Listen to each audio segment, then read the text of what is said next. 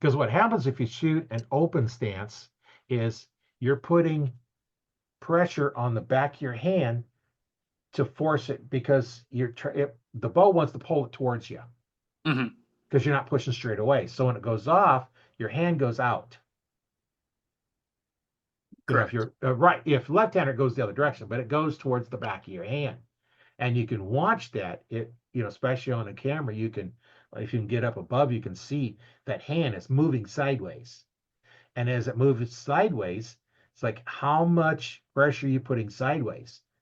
As you start getting more tired, are you putting more power into holding that arm from collapsing on you?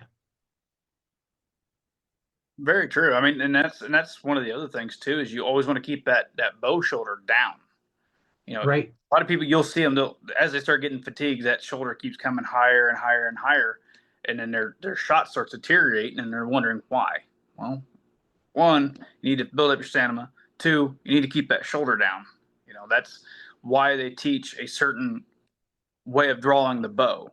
Keep your release hand up high, your elbow high, and your shoulder low, and then you have the ability to pull through and get into your anchor points.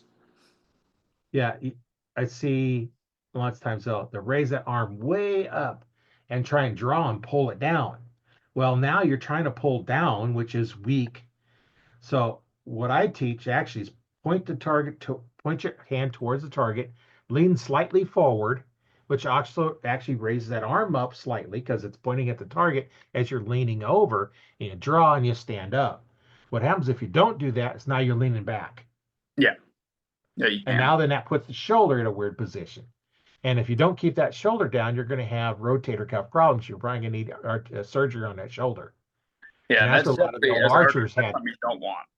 Yeah, a lot of the old archers had that problem because one, they're drawing, quite a bit of weight, and that shoulder is pushed up, and you always watch that